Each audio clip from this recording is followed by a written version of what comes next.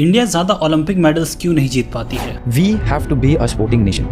We are way behind. 1.5 billion होने के बावजूद हमारे मेडल नहीं आते हैं। ये फैक्चुअली करेक्ट इसलिए नहीं है क्योंकि हम 1.5 बिलियन लोगों का टैलेंट को राइट टाइम पे आइडेंटिफाई और नर्चर नहीं करते, जिसमें China, US, Germany, Japan, Australia, the ones who do well, Canada in Olympics are miles better than us. इसमें इतना टैलेंट होने के बाद भी मेडल्स इतने कम क्यों हैं? इंडिया एशिया का पहला देश है जिसने ओलंपिक में मेडल जीता था, लेकिन साल 1900 से लेकर 2020 तक 120 सालों में इंडिया सिर्फ 35 मेडल ही जीत पाई है, जिसमें से सिर्फ 10 ही गोल्ड है। जब हम अपनी परफॉर्मेंस को दूसरे देशों के साथ कंपेयर करते हैं तो और ज्यादा चिंता का विषय बन जाता है, क्योंकि इथियोपिया, नॉर्थ कोरिया जैसे देश हमसे ओलंपिक में ज्यादा मेडल लेकर आते हैं। तो आखिर असली प्रॉब्लम क्या है, आइए जानते हैं इस वीडियो में। बेसिकली ऐसे 3 कैटेगरीज के कंट्रीज हैं जो ज्यादातर मेडल्स जीतते हैं। उनमें से डेवलप्ड कंट्री जैसे US, UK, Australia, communist country जैसे चाइना, रशिया, और वो देश जिनको कुछ स्पेसिफिक स्पोर्ट्स को लेकर स्ट्रॉन्ग कल्चर है जैसे इथियोपिया, केनिया। डेवलप्ड कंट्रीज के पास इंफ्रास्ट्रक्चर और एथलीट डेवलपमेंट के लिए काफी ज्यादा पैसे होते हैं। कम्युनिस्ट देशों में ओलंपिक में मेडल जीतना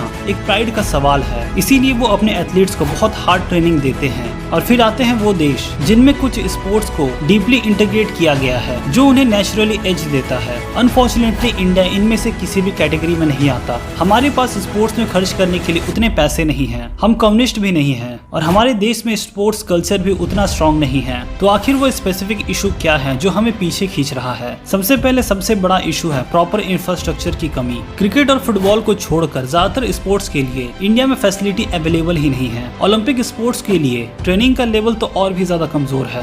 दूसरी बड़ी प्रॉब्लम है करप्शन और पॉलिटिक्स। हमारे स्पोर्ट्स फेडरेशन में ज्यादातर पॉलिटिशियंस होते हैं जिन्होंने आज तक कभी स्पोर्ट्स खेला ही नहीं होता। इस वजह से हमारे देश के फेडरेशंस पर इंटरनेशनल बॉडीज से बैन भी लग चुके हैं, जो हमारे प्रोग्रेस में एक बड़ा डेंट लगाता है। एक और मेन प्रॉब्लम है टैलेंट आइडेंटिफिकेशन। इंडिया का सिस्टम इतना पुअर है कि टैलेंटेड एथलीट्स को कभी मौका ही नहीं मिलता। क्रिकेट में हमने सचिन तेंदुलकर, विराट कोहली जैसे लेजेंड प्रोड्यूस किए हैं, लेकिन दूसरे स्पोर्ट्स में देखा जाए तो उस लेवल का सपोर्ट हमारे देश से कभी देखने को नहीं मिलता। आखिरी और सबसे जरूरी वजह है सोसाइटियल एटीट्यूड। इंडिया में ज्यादातर लोग स्पोर्ट्स को एकेडमिक्स के सेकेंडरी ऑप्शन पर देखते हैं। एक कहावत है, पढ़ोगे लिखोगे तो बनोगे नवाब, खेलोगे कूदोगे तो बनोगे खराब। इसी सोच और फैमिली प्रेशर की वजह से कई एथलीट्स खेलने के लिए ही नहीं जाते हैं, जो कई पोटेंशियल एथलीट्स को स्पोर्ट सीरियसली परस्यू करने से रोक देता है। तो आखिर हम इस पर बदलाव कैसे ला सकते हैं? सॉल्यूशन आसान नहीं है, लेकिन नामुमकिन भी नहीं है। हमें अपने स्पोर्ट्स इंफ्रास्ट्रक्चर को सुधारना होगा, एजुकेशन इंस्टीट्यूट्स में हर लेवल के स्पोर्ट्स को